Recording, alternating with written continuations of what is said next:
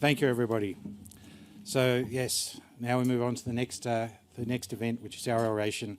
And as Wayne told you earlier, Dr Ian Oppermann is going to be presenting the Pearcey Oration tonight. So just a little bit about Ian. Today, Ian is the co-founder of ServiceGen, helping governments accelerate digital service delivery. And that is building on his pioneering work over 8 years as the inaugural Chief Data Scientist for New South Wales and as the founding CEO of the New South Wales Data Analytics Centre, the first of its kind in Australia. Starting in 2015, Ian led the strategic effort for a whole-of-government digital transformation to bring world-class data analytics practices to bear on complex, wicked challenges in policy design and implementation.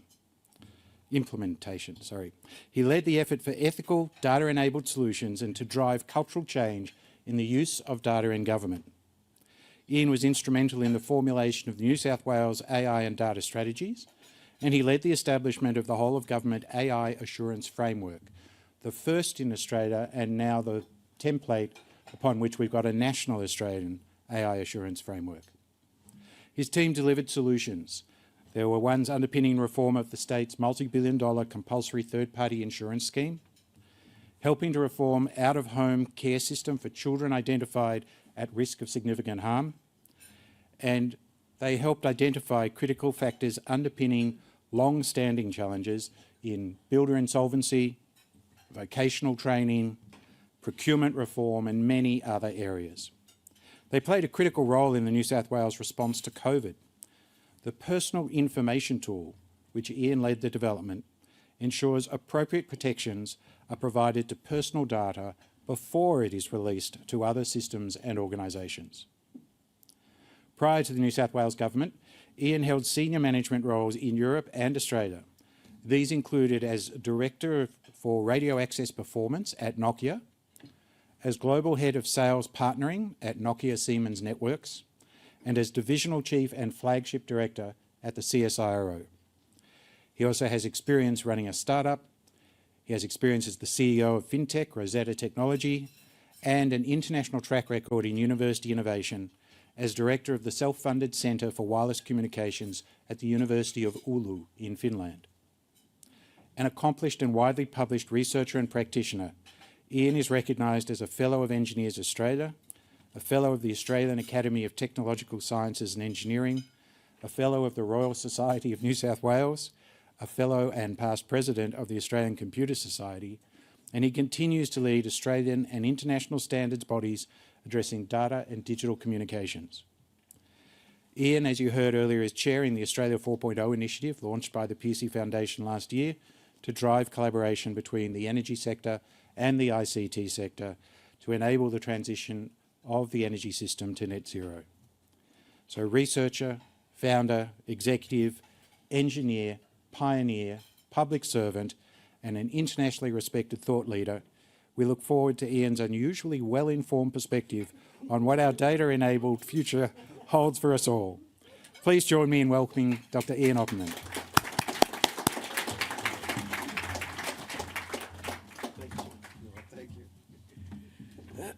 Thank you very much, Jordan. It really is an honour to be invited here this evening to offer the 2024 Pearcey Oration. Let me begin by acknowledging the traditional custodians of the lands on which we stand today, the Wurundjeri Woi Wurrung and Bunurong Boon Wurrung people of the Kulin, and pay my respects to elders past, present and emerging, and let me extend those respects to any Aboriginal or Torres Strait Islander elders who are with us this evening. As mentioned a couple of times, this year marks the 75th anniversary of the famous CSIRO digital computer running its first lines of code in 1949. I'm just going to ask you to hang on to that thought. It's a momentous result, it's a momentous occasion, it's momentous in many, many ways, but just hang on to that thought that it was 75 years ago in 1949. The title of the oration this year is We Have a Tiger by the Tail. What does it mean to have a tiger by the tail? Well, this is the only bit written by generative AI, I promise you. You may wish other, but this is the only bit written by generative AI. Having a tiger by the tail means finding yourself in a situation that's unexpectedly difficult to manage, but impossible to abandon without facing significant risks. Imagine holding onto the tail of a wild tiger. You can't let go without danger, and holding on is equally perilous. This idiom is often used to describe scenarios where someone has taken on a challenge or responsibility that turns out to be more formidable than anticipated. So the question is, what is the tiger in our case? And really, we can take our pick. AI is the one that people are talking about from a new technology perspective. AI, artificial intelligence, seems to have fallen from the sky in late 2022, and in that small window of time has caused people to stand amazed at the seemingly human-like ability to create text, images, and even movies from single prompts. Consider the following prompt. A stylish woman walks down a Tokyo street filled with warm glowing neon and animated city signage. She wears a black leather jacket, a long red dress, and black boots, and carries a black purse. She wears sunglasses and red lipstick. She walks confidently and casually. The street is damp and reflective, creating a mirror effect of the colourful lights. Many pedestrians walk about. That slightly long, but very natural description leads to a tool from OpenAI to produce a remarkable video clip of exactly that. And if you've not taken the time to have a look at that video clip, it really is quite remarkable. It's available on TikTok and many social media platforms.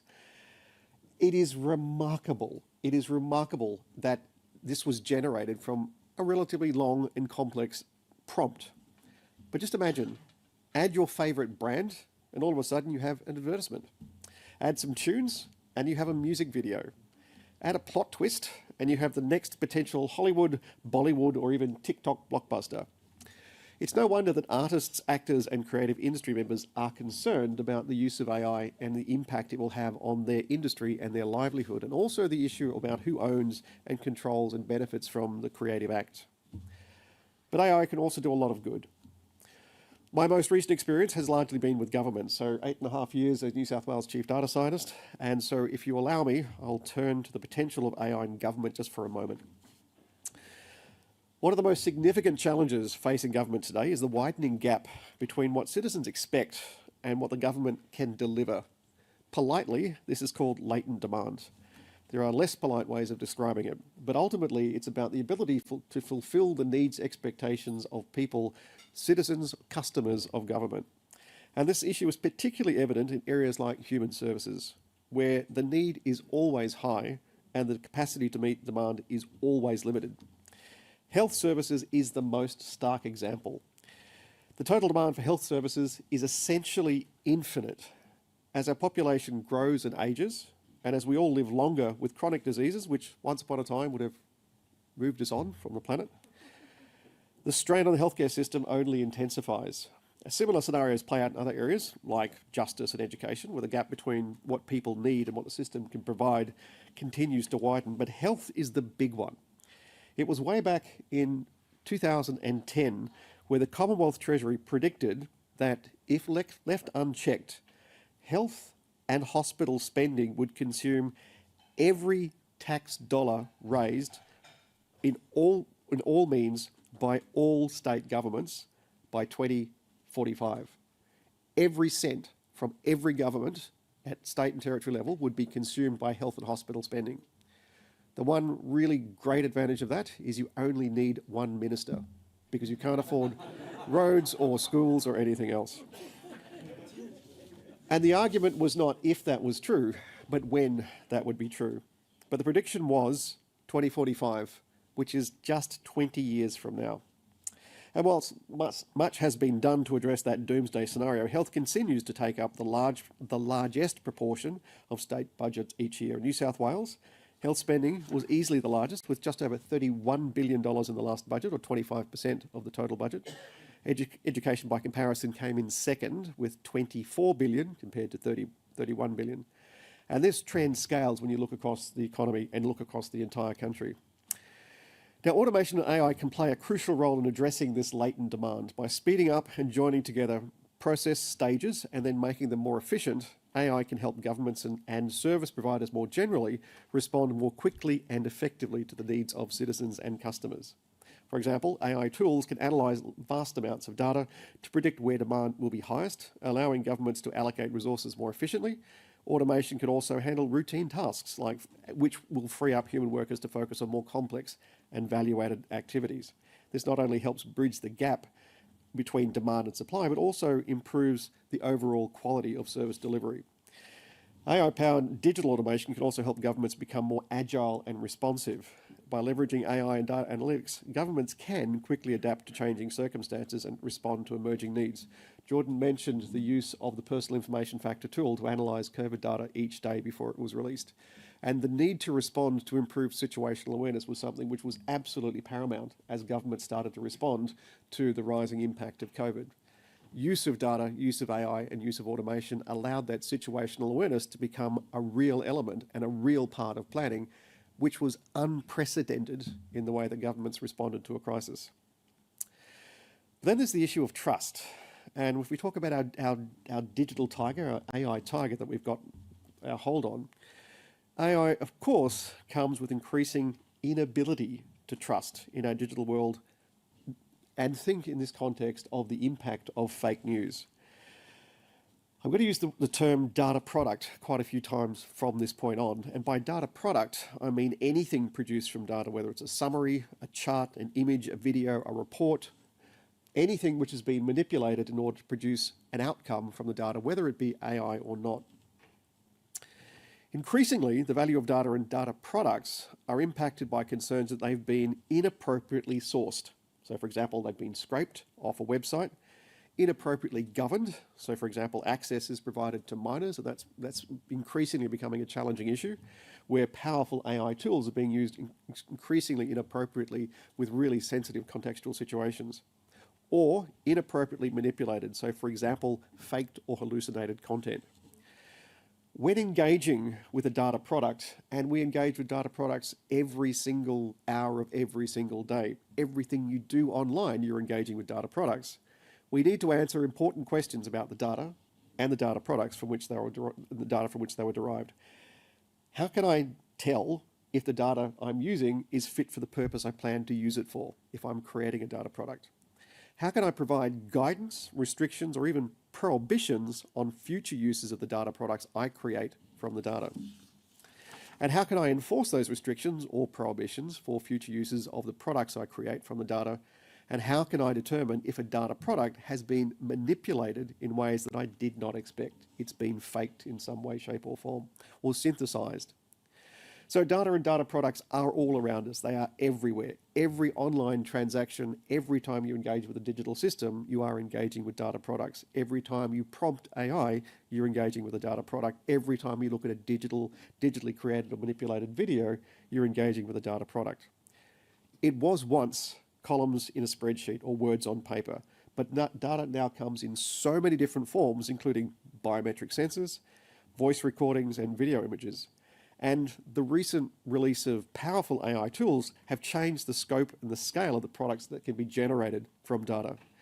Once upon a time, analytic insights or charts or reports or predictors or classifiers or anomaly detectors have now been augmented with report generators or automatic summary compilers or image generators or many, many other forms of manipulation of data to create data products. And the problem, of course, is when that manipulation of data to create data products is deliberately driven towards deepfake, where it's deliberately intended to fool us.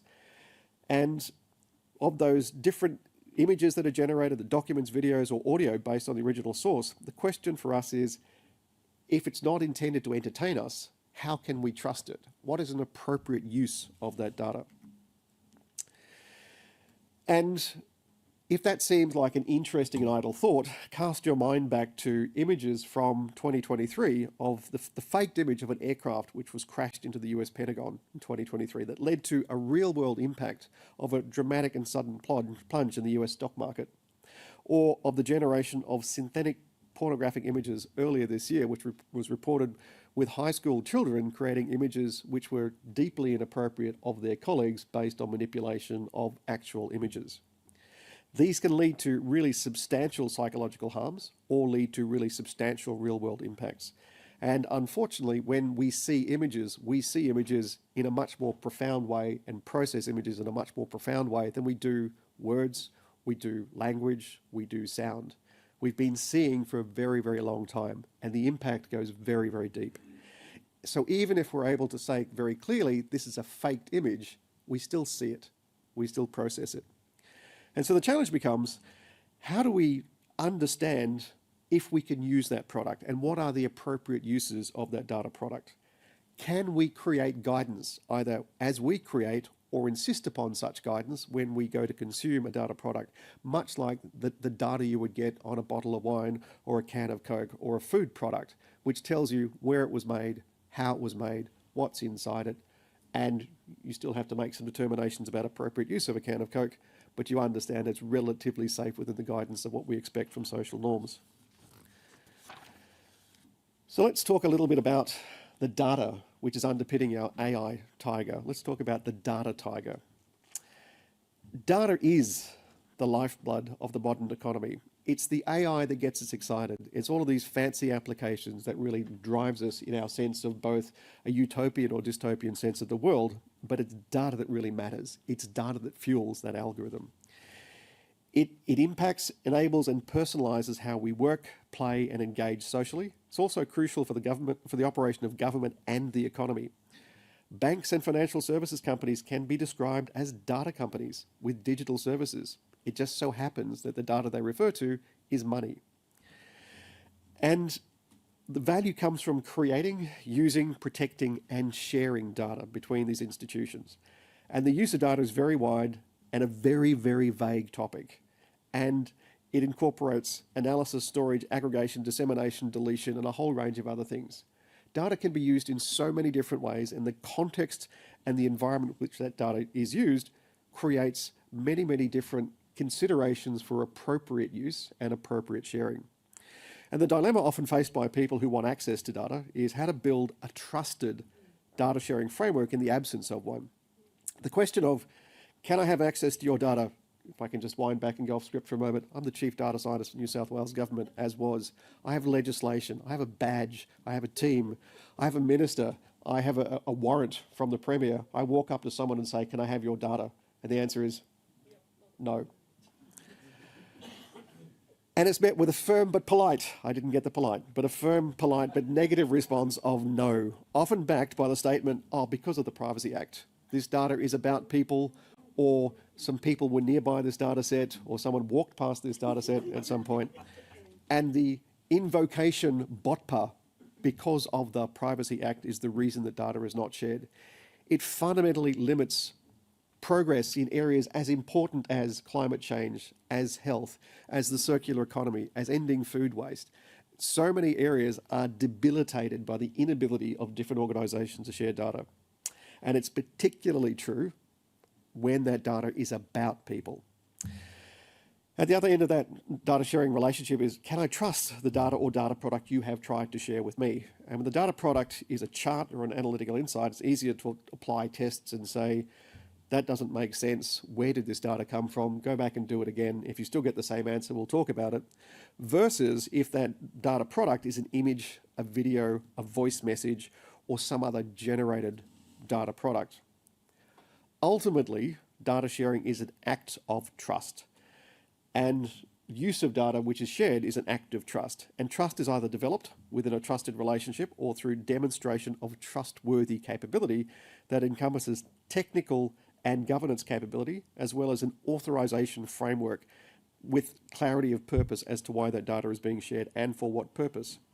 Data sharing and use is not a single transaction, but parties who share data are a step in what may be very complex data lifecycle.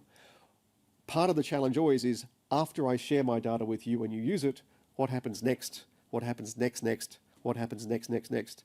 And if I can't control that, then I will lock it down so it doesn't happen in the first place. And as the number of stages in the data lifecycle increases, trust between parties becomes increasingly difficult to maintain. And trust between parties can be, however, replaced with controls and scrutiny to ensure proper use of data across stages of the data lifecycle. Now, you can't talk about data and data sharing without talking about cybersecurity, so perhaps we've also got a cybersecurity tiger by the tail. Cybersecurity has been an arms race since cyber was first invented.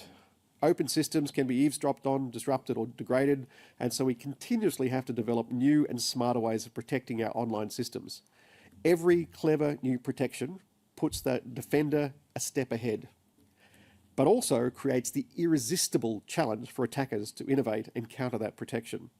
This was once a contest between human minds, with nation states applying their brightest to develop or crack codes and security systems. We've all seen the story about Enigma. The brightest minds were set on a task of attacking and cracking a really powerful encryption system, which then led to revealing of enemy plans during the Second World War. That's how it used to be. Or of groups trying to defend themselves from determined, ideologically minded hackers, or sometimes from kids just having malicious fun. Once, you had to be interesting to be a cyber attack target. You had to hold an important position in society, hold valuable data, or doing something that someone else really, really objected to. And that's because it took time and real mental effort to find a way past your cyber protections to achieve the result they wanted and not get caught. It's no longer the case. It's no longer the case that you need to be interesting to be a cyber target. It's also no longer the case that it's a contest of minds in that protection and the attack, at least not at the operational level. Artificial intelligence has long been used to probe and test the defences of systems, as well as to counter such probing and testing. It is both the remedy and the problem. There are famous stories of malware being loaded into USB sticks, which then wreak havoc when inserted into sensitive systems by unsuspecting humans. As if anyone would do that. As if anyone would pick up a USB stick or take one from a trade show and insert them into their own laptop. But it has happened historically, and I'm sure it won't happen anymore. We've all heard about bot-based denial of service attacks where automated agents flood an online service with requests that then overwhelm the server. Sophisticated, intelligent anomaly detection system has been the basis of cybersecurity systems for a very long time. Something unusual in the operation of a part of the system or the behaviour of an authorised user can trigger inspection or lead to rapidly escalating levels of defence. Increasingly, what is unusual is identified by AI and alerted to a human, but even then some quarantine actions may be carried out in time in order to de-escalate that alert before being raised to a human being. Imagine, however, that you no longer need to be interesting or important or seriously disliked to be a cyber target. Imagine you just had to be connected to the outside world. This is, of course, the world we live in today, where the ability to use AI to generate and deploy malware, then every connected device becomes a target, from your laptop to your smartwatch, your employer to your bank. And we've all noticed the rapid increase in the number of suspected spam calls and increasingly sophisticated phishing emails. I'm actually personally embarrassed to say how many I've responded to in the last few months. The flood of AI-generated attacks is arguably making the current way we do things harder and harder to justify. And these days, I will not answer a mobile phone call if I do not have that number stored in my phone, as presumably I know who that person is if I have it stored. So my behaviour has changed. And this is just not helpful for a genuine person trying to reach someone else through a mobile phone system. And of course, it doesn't stop there. The more our world becomes digital and connected, the more avenues we create for AI-based malware to approach us, to learn about us, and then possibly to do bad things to us, the more we need to modify the way we engage with the digital world or become victims to AI-generated malware. We reveal an enormous amount of information about ourselves through our digital interactions, and much of it is unintentional. Information such as where we are, when we are, where we came from, who we're with, and in some cases, much of that data can be captured and potentially revealed by our engagement or our connecting through intelligent devices. So there is another issue about our AI tiger, and that's around digital identity. Arguably, the most important thing that can be captured is our identity, either in the form of a real unique number, such as a passport number, a driver's license, or a Medicare number, or in the form of a combination of parameters which identify that we are the same person who appeared here as appeared over here in some other system earlier. Identities enable us to verify who we are into many, many different systems. They allow access or can be used to authorise use of resources or including use of funds. Loss or theft of identity is a serious problem. It's more than an inconvenience. It not only lets other people access your resources or make decisions on your behalf, but locks you out of the digital environment. So surely, identity is one type of data that we should really take care to protect. And if that was true, why would we ever build systems or databases which store a whole lot of identities in the same place? Why would we be so careless as to allow data sets to come together without a good understanding of whether someone can be re-identified from the connection of those different data elements? The answer to the first question is that this is just how we've always done things. There is a mindset which says, put it all in one place and protect it. Apply all the protections in one place. This centralized approach does allow a focus for the protections which can be applied, but unfortunately does create very, very attractive data sets for people and bots to try and crack into. And we have seen data breach after data breach after data breach after data breach after data breach after data breach, which says this isn't the way we should be doing things. The answer to the second question is that we do not understand what identity actually means. And that's a fairly contentious position to put forward. We are unable to answer the question of when someone is reasonably identifiable. When we have a fragment of their pattern of life, and with all the data breaches that have existed and have taken place, those fragments of pattern of life are already out there for millions and millions of people in every country. And the risk is always that some attacker has a little bit of fragment of data about you and makes an individual more identifiable given the number of data breaches and the number of data elements which can be cracked into from a data asset. And unfortunately, the consequence of this challenge is that many data sets are overprotected, which means you don't allow sharing, or underprotected because we haven't understood the risk. So what on earth are we to do? That all sounds pretty grim. And I promise you my role here tonight is not to make you feel really miserable about living in the digital and data world. One thing for sure is that we need standards for data sharing and use. Standards of what reasonably identifiable mean. For nearly a decade, I worked with the New South Wales government seeking to develop frameworks for general data sharing within and across government based on experience and expertise from the research community, state and Commonwealth governments, industry colleagues, research and academia, and the world of international standards. Year after year, the good folks at the Australian Computer Society, which are represented here by Helen McHugh, supported workshops in digging into why people don't share data. And some years producing white papers which tackled the problem at the next level of complexity, trying to understand really what the issues genuinely are. This led to a total of 5 technical white papers and the development of a simple tool, which Jordan talked briefly about, called the PIF.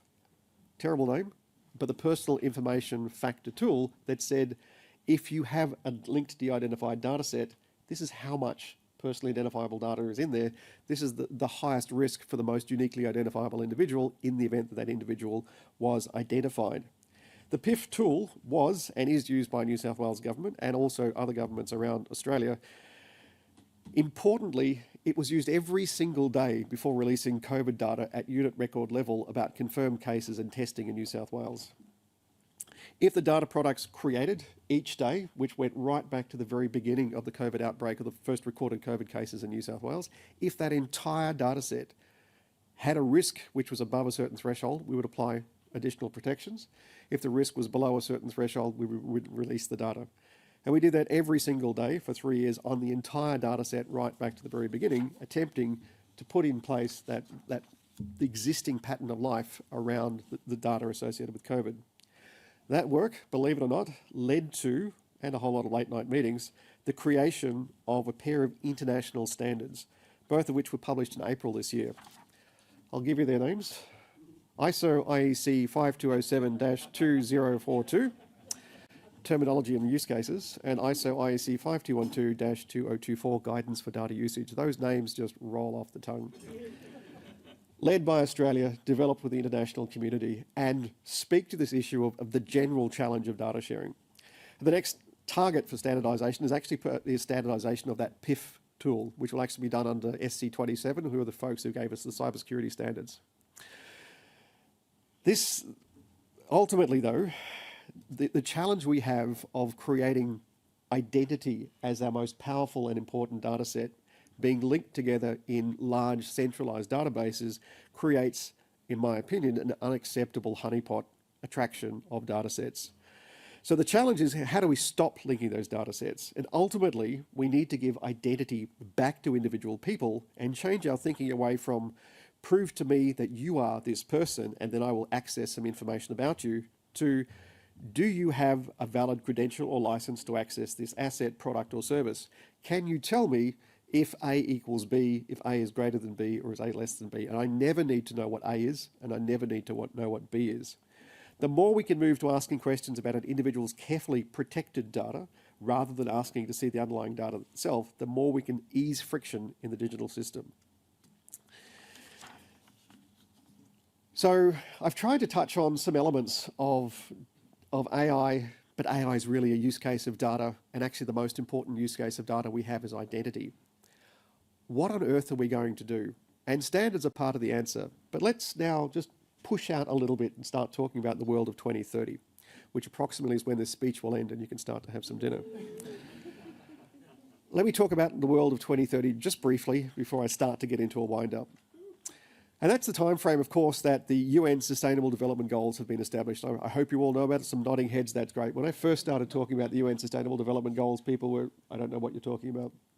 It's a view of the way that we want to see the world in 2030. It speaks to life on land, life below water, access to affordable energy, smart cities, and a whole range of other, there are 16 real-world outcomes that say this is what we want the world to look like, with measurable objectives and with clear indicators of what success looks like.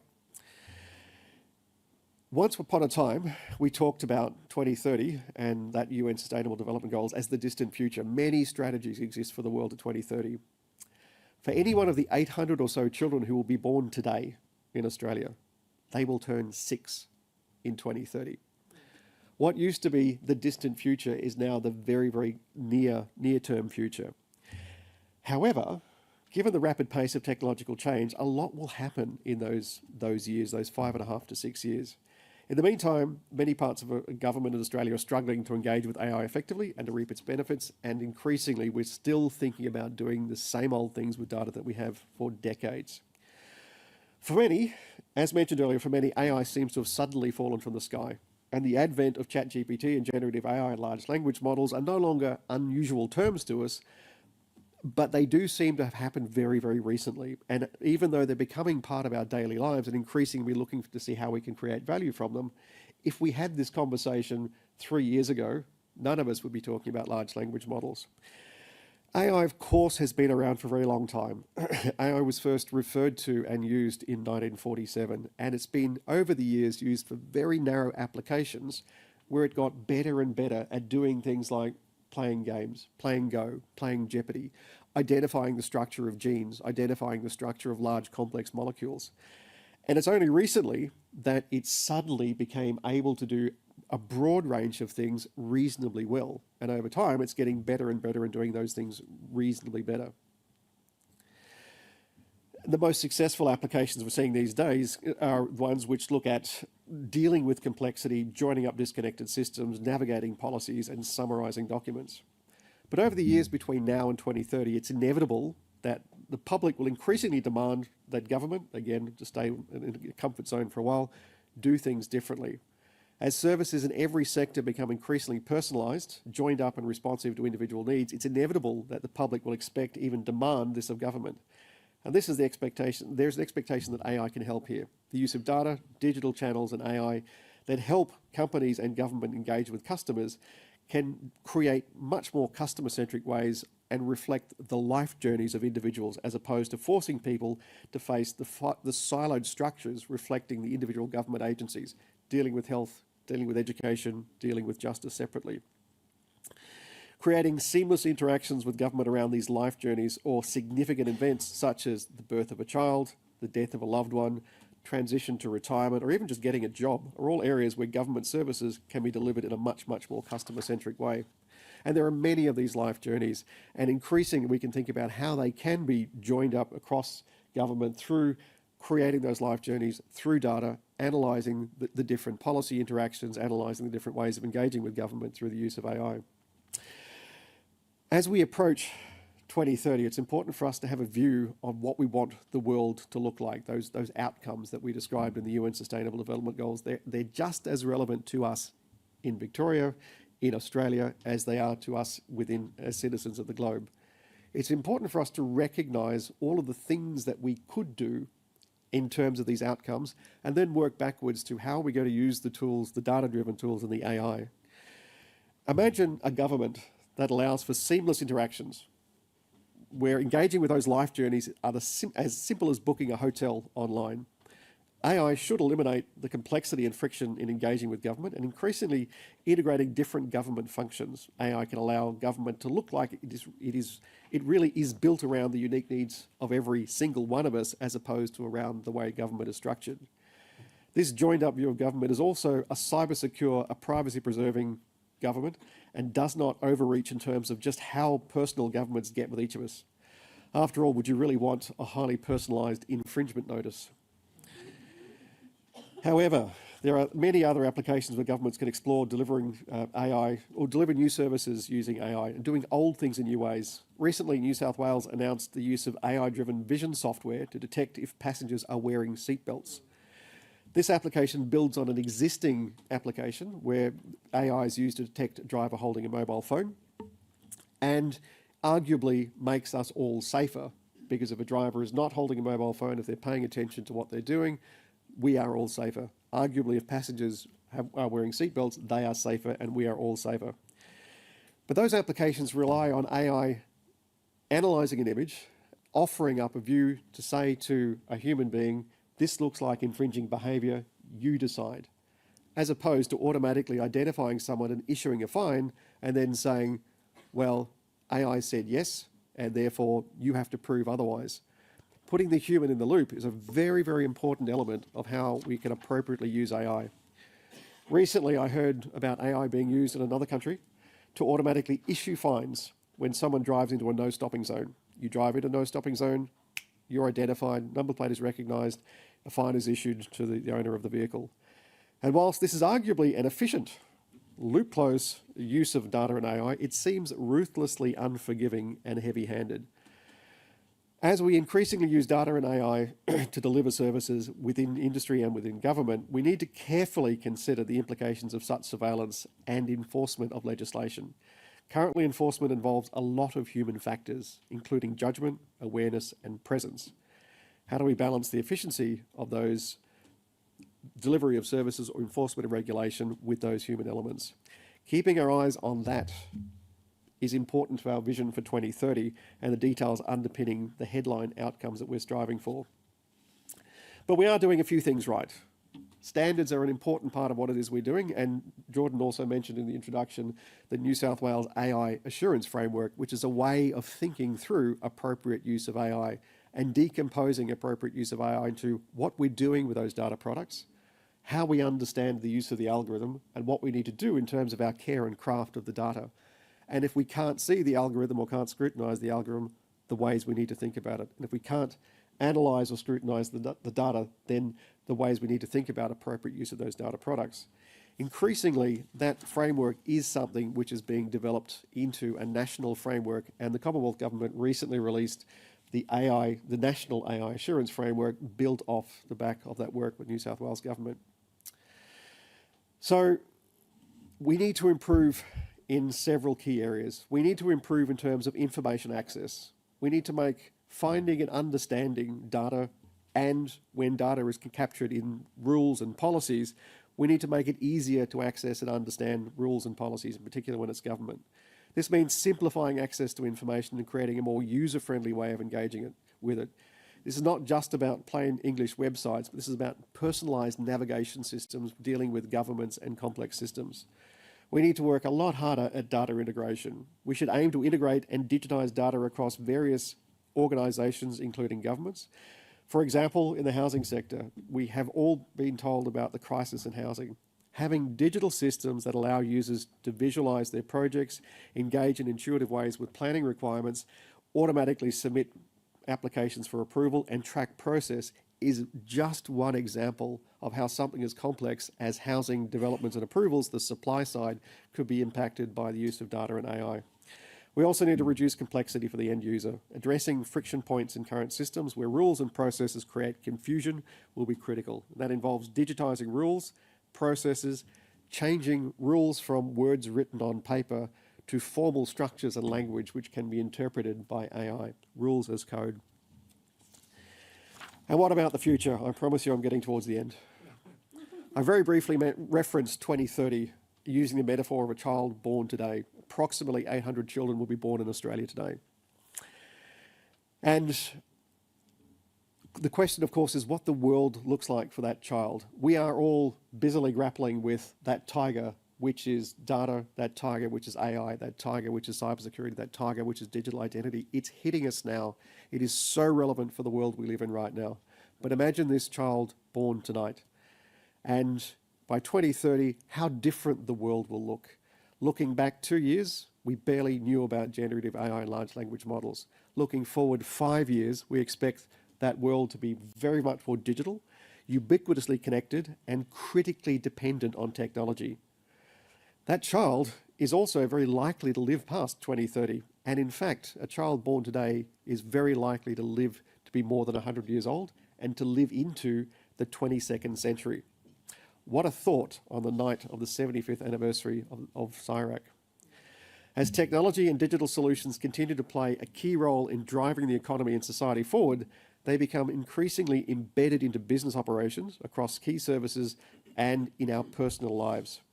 By 2030, it will have become a self-reinforcing process, which is being accelerated by the use of AI to make sense of that rising tide of data in the world around us, to continually locally optimize service delivery and increasingly personalized. By 2030, our complete dependence on technology makes cybersecurity crucial for navigating the associated risks and those opportunities. Combined with the evolving complexity and sophistication of cybersecurity threats, together, the dependence and the threat increase our level of vulnerability at a national, organisational and individual level.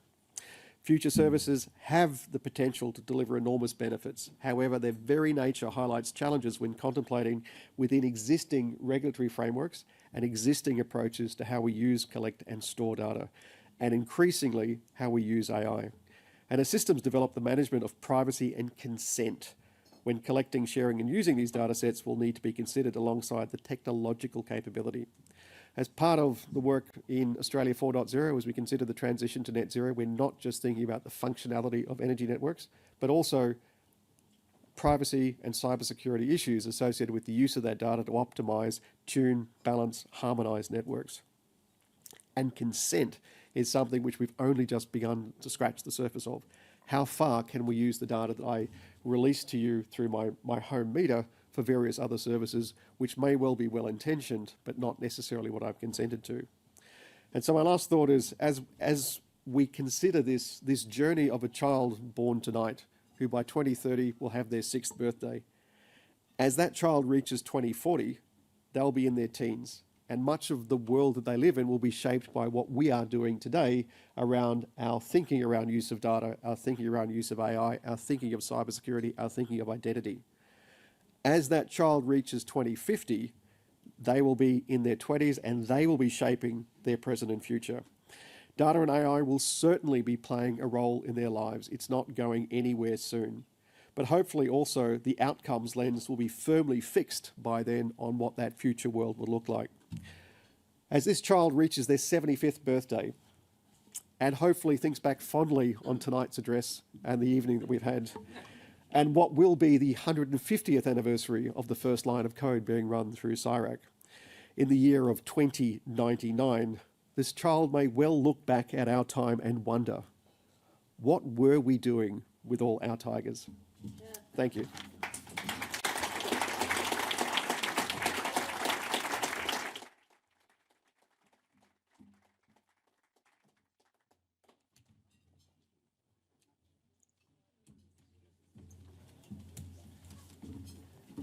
Well, thank you so much, Ian. And I actually just had a little chat with ChatGPT because as you've been talking, it made me think of many different things, but there's two concepts that came to mind, which is about a protopia. So we talk about a utopia and a dystopia. There's actually a protopia, which is at the gradual positive progress each day, creating a socio-technical imaginary where innovation aligns with societal values.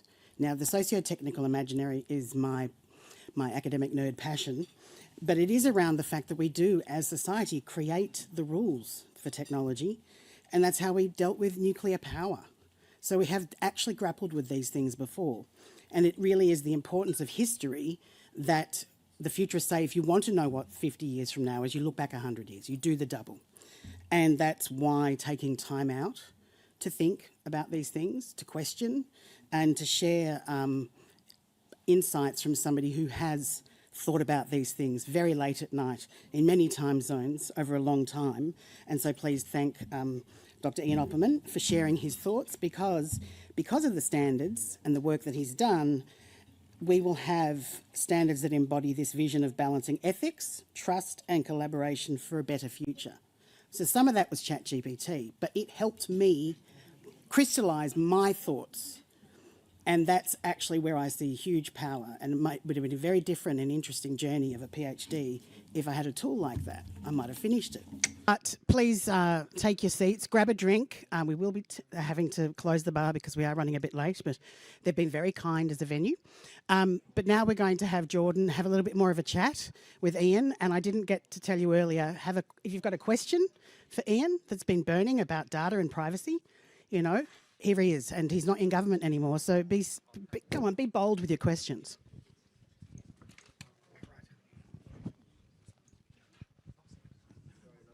There's no fire.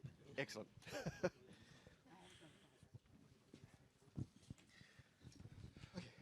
Okay, so I've got a few questions for Ian, and then as Kelly said, please have some of your own.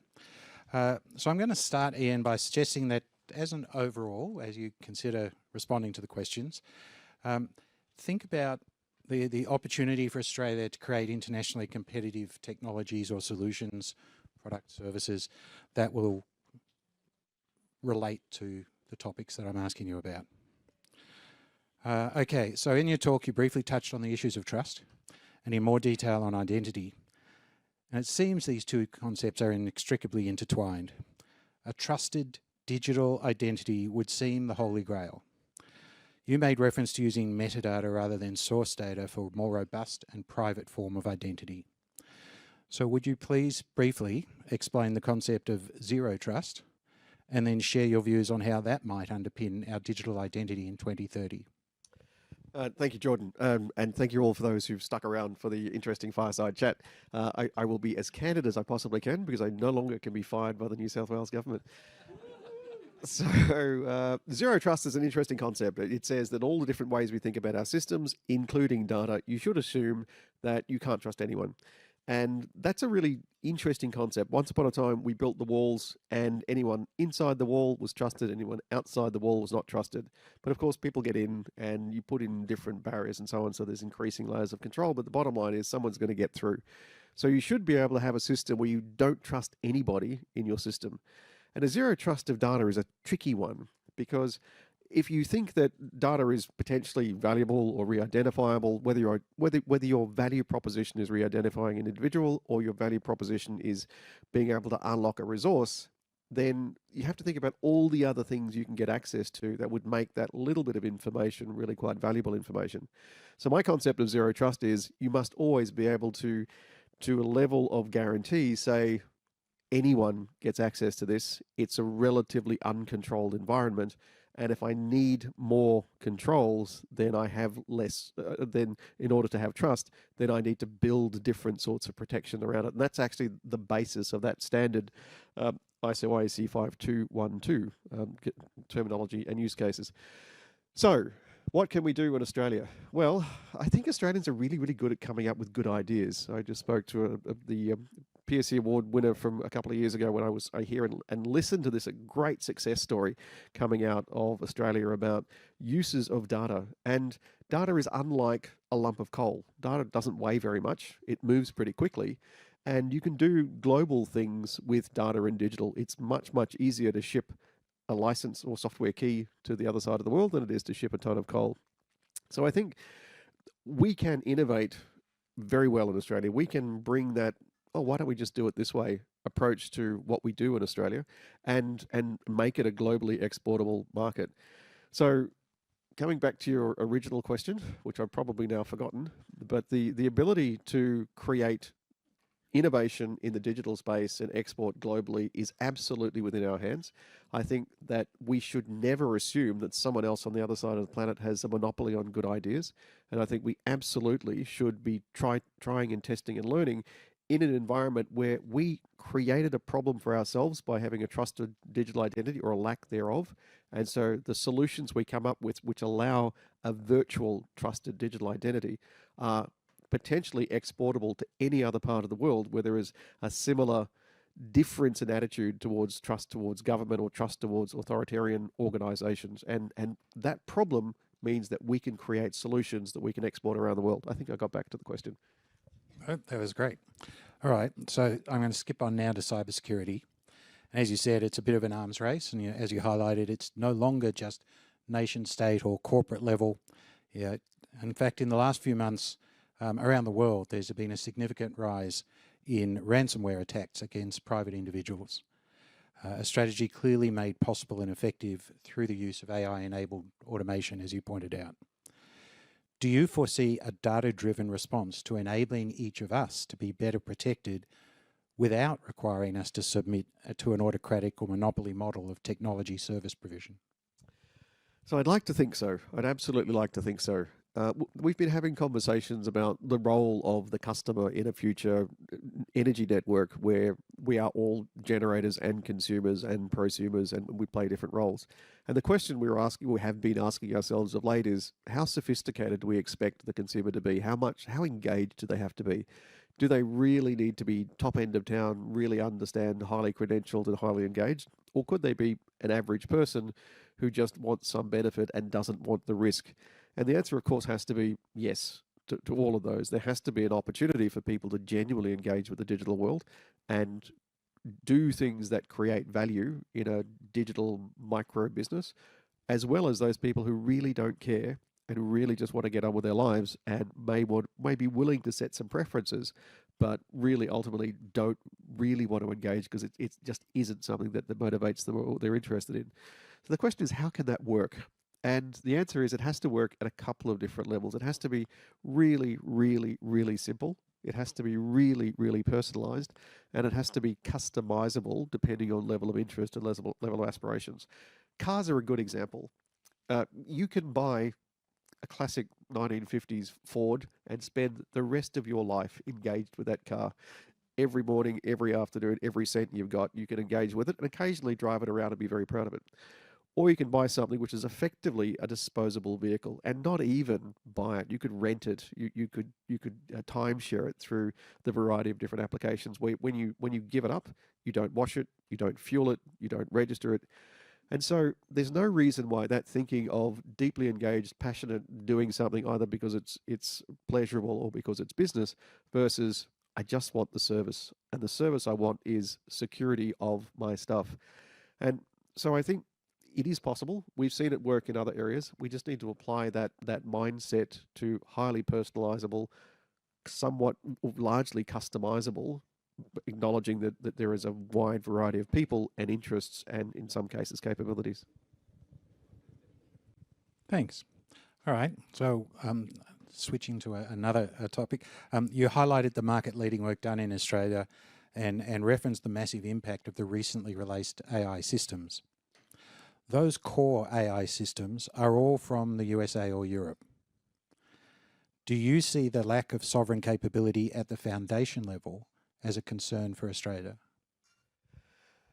Thank you. That's a really interesting question, and it's relevant to a number of different domains. It's relevant to quantum, and we had an earlier conversation tonight about quantum and how can AI and quantum not be part of the same breath these days.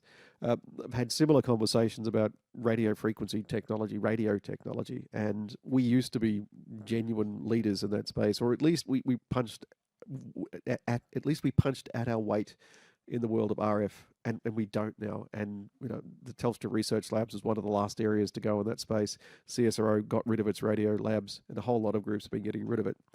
There's a real danger of being an unsophisticated user of fundamental technologies, and sometimes it's about thinking through enough of the understanding of that fundamental level so that you can build value on top. Quantum, a great example. We will probably never be in the space of China or the US in terms of fundamental investment in quantum. But if we have a good model of how quantum systems work, then we can develop programming languages or develop software or develop applications which use it. In the world of AI, we're almost certainly not going to develop the foundational models as have been described so far. We might develop small-scale foundational models. There might well be a VW version of the Cadillac of US-style foundational models.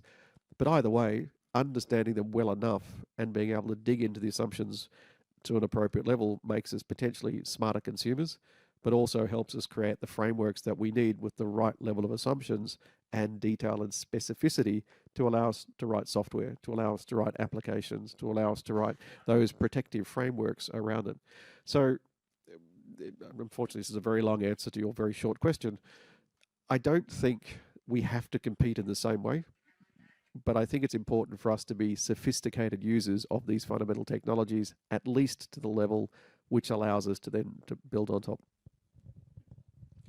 Okay, so I've got one more question for Ian, so I hope these are helping you come up with your own questions. We'll come to you in just a moment. So this last one is where you painted a picture of a world just 5 years off, even more completely dominated and interconnected through digital technologies throughout society. Do you have any suggestions for how we can reach that world without exacerbating and ideally reducing the digital divide for those who don't have or simply can't use those technologies? So it's something which genuinely keeps me awake at night, and that's around the utopian versus dystopian. And I mean utopian in the good way, not like the ABC series, which felt a lot like a documentary sometimes. And I think part of it is keeping in front of us what we want that world to look like and the principles behind that. But there's a problem if we just stay at the principles level. This is one of my real gripes about government, which I feel much more free to say now, is that government in general keeps filling itself with generalists as opposed to specialists. And anybody at grade, anywhere in government, this is the principle, anyone at grade can do any other job within government with a very small number of exceptions. And as a consequence of that, I hope I heard some gasps in the room. And it's a ridiculous idea. Anyone at grade can do any other job in government at grade. So what it leads to is massive generalization. And as generalists, yes, you can get a little focused on those outcomes. That's great. But it's a bit like using principles to change a tire, and the tire needs to be changed. Everyone's sitting and talking around the principles of changing the tire. And no one actually changes the tire because no one picks up the tool, but the principles are there, and some of the other elements that you need are there. So I really genuinely fear that if we keep moving down the pathway of generalization at least at the level of government, we will really struggle to connect the desirable human-centered outcomes that we want for the world to the practical realities of what do we actually do next. And I think that problem unfortunately gets really magnified when we talk about big issues like, just take AUKUS for example. Many hundreds of billions of dollars for the submarines, multiply that out by the lifetime of maintenance and support. We now start to talk about trillions of dollars investment in large infrastructure, nation building, nation changing. But if everyone's staying in government at the generalist level, we're going to really struggle to try and connect the vision to the doing. So again, my intention is not to depress you over dinner. My intention is to say it's really important that we insist on a world which is that principles-based, human-centric view, but we should also expect that the people that bring that view around or build policy around that do actually either build their own capability and expertise, or listen to capability and expertise, and or listen to good advice. And that good advice cannot always be a large four consulting firm coming in and saying, this is the answer, we'll leave you, and by the way, we'll come back when you've got your next contract.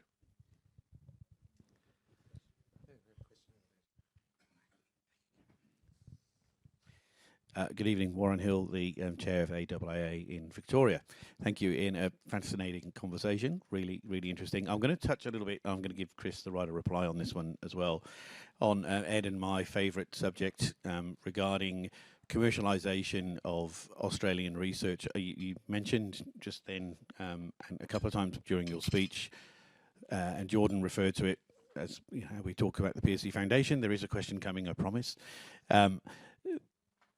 We are, you know, I've lived here for 25 years. We are incredibly good at research, and we are amazingly good at inventing things, and we are incredibly bad, possibly the worst country of anywhere I've lived, and I've lived in some pretty bad countries, of taking that research and turning it into a commercial product and bringing it to market. And I sort of refer to Chris's version of networking, Betamax, which unfortunately he wrote a thesis on and then had to sell the alternative solution. So I feel like government can play a big role in helping to get that commercialisation story across the line, and has traditionally done a really bad job of doing it. It's done a great job of encouraging more research, but not much of a good job in terms of the commercialisation piece. And I'm curious as to whether you saw any of this in your role in New South Wales, and what your thoughts are. So I agree. First of all, Australia does a terrible job of taking research out of the lab and putting it in the hands of people who can use it at scale, preferably Australian hands and Australian business that can do things at scale. I was brought in to CSIRO partly to do that when I joined way back, and to take some of the tech that was being developed and to genuinely make a commercial outcome out of it. So partly we are terrible at connecting universities, governments and industry together. There is a misunderstanding, there is fear, there are concerns about a probity related to procurement. It's the worst I've seen anywhere in the world, and Australia 3.0 was all about trying to help that. Australia 4.0 is avoiding the issue of procurement for a while, but I'm sure we'll get back there at some point. We need to connect the dreamers, the doers, and the dollars. And we do a terrible job of doing that in Australia. I lived in Finland for 10 years, and no big project would ever be started by government or industry without strong consultation with universities and actually seeding the R part of the R&D with the universities, and then moving it through the D part into industry. And it was, people would move between the sectors. I think everybody in Australia should work in government at one point in their lives. Everyone should do their time. Everyone should do their time. And then leave, and then move on and do other things.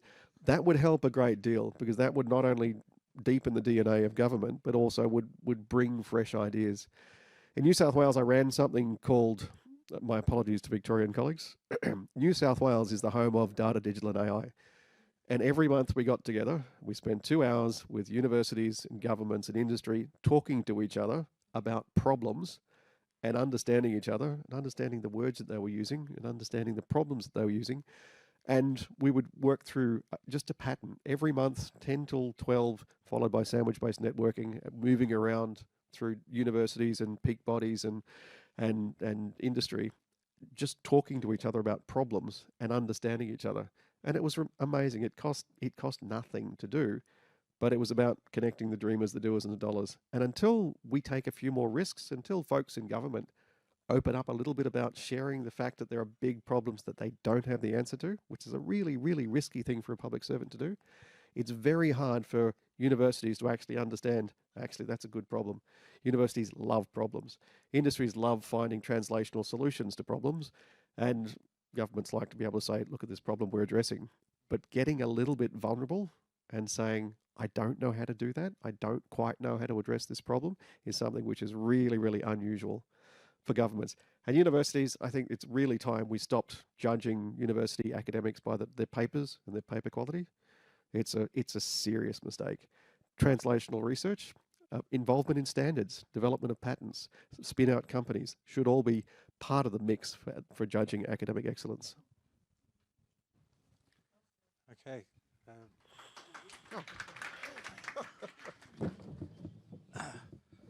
Great response, thanks, Ian.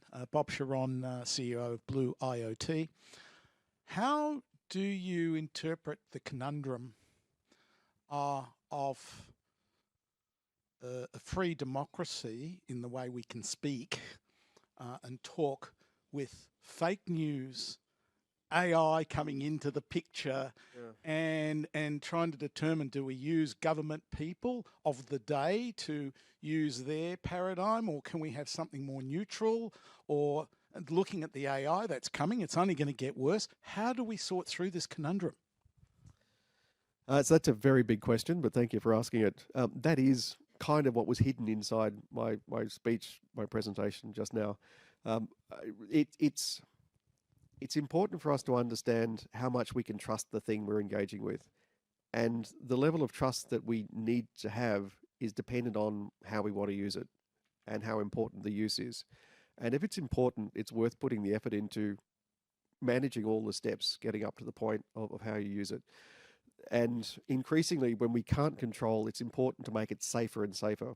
So my analogy, my favorite analogy is electricity. We all use electricity. We all know how to make toast or plug in a light and turn the lights on. But we also know from an early age, don't put your fork in the toaster, don't put your tongue in the light socket. And if you've ever done it, it hurts. But you're unlikely to die, or most people are unlikely to die, because we have standards. The standards say you will not bring more than 240 volts into a house. If you bring 240 volts in, it has an insulating cable on it or coverage on it. So it's a combination of how much we can control, knowing which level of control you're in, and if you are going to plug the light in somewhere else, you can do it yourself. But if you're going to rewire the house, you'd get an electrician. So understanding not only that minimum viable how-to, but also understanding when you need to go for next level of expertise. And the thing that really strikes me as staggering is that most people would not rewire their house unless they had qualifications. But most people think that they can pull up an Excel spreadsheet, generate an insight, and fire it off and say, look, we've discovered this amazing insight, without the effort that goes into the craft of the data, the care of the data, the governance of the data. And anyone who acts on a self-generated insight for an important purpose, not for an experimental or interesting research, but for something important, is doing themselves a misservice.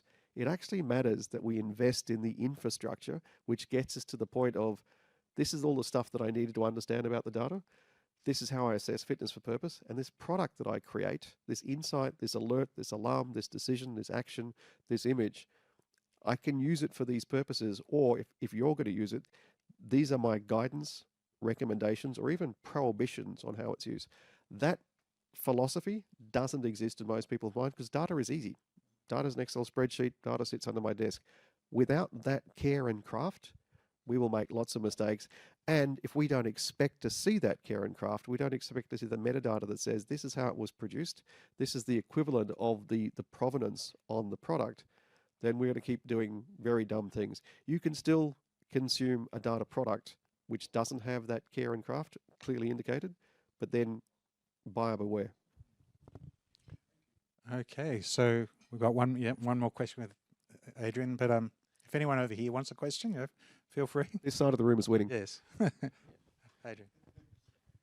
Thank you, Jordan. Thank you, Ian. So I'm Adrian Pearce. I'm the chair of Cremorne Digital Hub, representing this evening. Ian, you made an intriguing simile before between, banks and money and data. I was just thinking about that a little more. Obviously, you've being in government and thinking about it, you've obviously thought a lot about that, I suspect. I mean, there's two aspects which appeal to me. One is, after all, money's a promissorial note, so there's that notion if you share data, you're sort of entering into a contract. And after all, banks using the fractional loan system generate more money, and many of these generative AI platforms generate their own data, of course, and systems generate their own data which either exists in the system or can be shared. But on the other hand, financial institutions are highly regulated in some ways, but they're also very diverse. We have institutions which take risk in venturing and so on, which we well understand. There are other exotic instruments, and it's obviously, money, the fiat system's very old. So have you, in your, governmental experience or those discussions you were referring to, which sound amazing, have you made this similarity and thought or dwelled upon that somehow data might be thought of as financial institutions might be thought of now? Thank you for the question. Yes, so in between CSIRO and New South Wales Government, I worked for a financial market data company. And we had every transaction of every market everywhere around the world, tick by tick, so microsecond by microsecond. So the Sydney Exchange, New York Stock Exchange, the Kazakhstan Sheep Futures Exchange. I mean, we literally had everything. And we served it up through Thomson Reuters, and it became tick history, and we fed algorithmic traders, we fed regulators, and so on. And it's that's when I realized that the way we used to think about banks is, they were an interesting trust exchange, and once upon a time they would store lots of gold, and you got a piece of paper that if you wanted to you could exchange for gold. And increasingly we said, oh, don't worry about that. And then it became bank accounts with numbers in them, and then increasingly we've sort of let go of all the physicality of banking with the theoretical exercise that you could go back and get a lump of gold if you wanted to. I'm sure it'd be very expensive to do. So we're increasingly not even using any sort of physical token in the form of cash. And if it really is just data, then of course you could do all the things with data. You could run Excel spreadsheets, you could make more money. It would be just double it, take a copy of this money and make another copy of it. You could theoretically do that if it was just data. But the regulatory framework that exists prevents you from doing that, or at least prevents you from legally doing that. And the oversight and the checks and balances and so on provide a very high control environment. And part of what I've been mentally throwing out tonight is this idea that you could have a very high control, moderate control, low control, no control environment. And the requirements to operate in those different levels of control speak to technical domain data governance and also prohibitions on use. You cannot just create more money. You could, but it has very bad consequences. And people in those high control environments commit to behaving in a certain way and commit to certain consequences if they act in different ways. But a bank is just a trust exchange where that means of measuring and flowing through, the lifeblood of the bank is data. So we have an example of where it works. But if you take that analogy and plop it into something else, and we talk about medical records or the personally controlled electronic health record or digital identity or social media or whichever these environments are with again those varying levels of control, people struggle with the analogy, which surprises me a little bit, because by stealth banks have moved to becoming digital trust exchanges. So I think over time, if we make the analogy more explicit, and if we help people understand that we have done it in certain areas, then it might be easier. But it's still a change management process. Most people really balk at the idea that banks are just data and there's no actual money in them anymore, and really struggle with the idea that the most important commodity in a bank is actually trust, and that trust is in a very high control environment, which is how they maintain it. So again, apologies for a very long answer, but thank you for the question. All right, and one last question. Thank you. And I thought, have we had a female voice before now? I think we might have, maybe not. Yes, sorry. But I listened to you before about the commercialisation challenge, and it's the same thing that we've had: industry, government and research, which is the traditional triple helix of innovation. And I was joking before, my other buzzword, apart from socio-technical imaginary, is the quadruple helix. And there's actually a quintuple, but the quadruple is civil society. So they're the customers, the voters, they're the people who use the technology. You just talked about the fact that we're not bringing them along the journey. I remember IEEE standards. We had a session in this room 2 years ago, where we talked about that people do not understand, and so you talk about those levels of trust.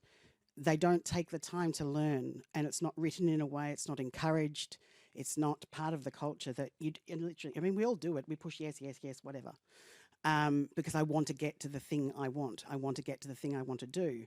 So where is the role of civil society? What types of, since we have institutions that are government and their bureaucracies, how do you then deal with working with people, right? You talk about user-centered design, citizen-centered.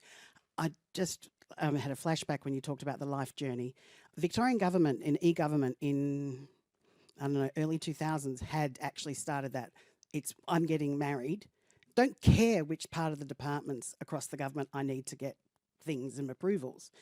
And that fell away. So how do we bring citizens and people back into this conversation? Because if you're not coming up with we know with research, if you don't come up with something that actually anybody wants as a business, nobody's going to pay for it.